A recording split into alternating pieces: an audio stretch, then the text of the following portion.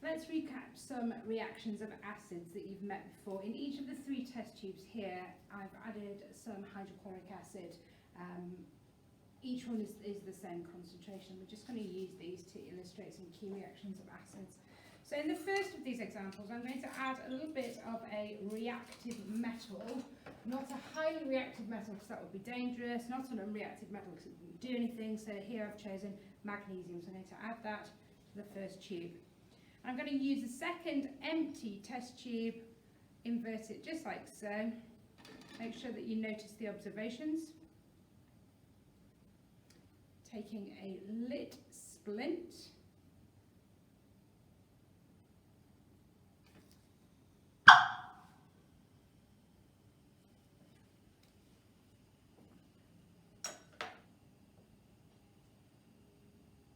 So the second example, the second test tube in the centre, I'm going to add some calcium carbonate to the second sample of the acid in the form of just some small marble chips. So some calcium carbonate chips.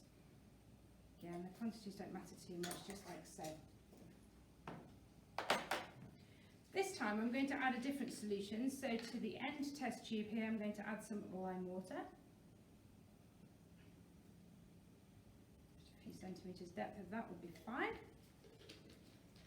And using a clean and empty dropping pipette, I'm going to take some of the gas from above those reagents and just bubble it into that test tube there. Take another pipette full of the gas and bubble it through. And one more for luck.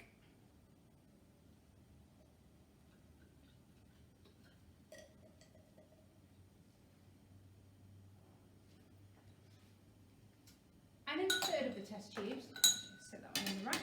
In the third test tube, I'm going to add some copper 2 oxide. Now the third test tube I'd like to warm up, so I've got a hot water bath here. That's just hot water from the kettle. So give that a little bit of time to warm up. And I'm just going to take a spatula tip. In fact, I've finished with the Bunsen burner now, so I'll turn that off, so that it's not in the way.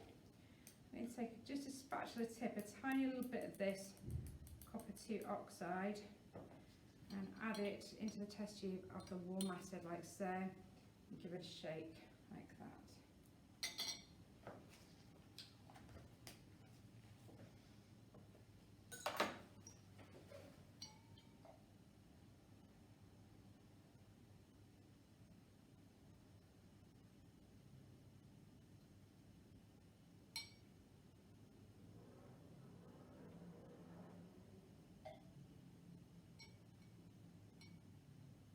And that's it, 3 example reactions of acids with a reactive metal, with a carbonate, and with an example of an oxide.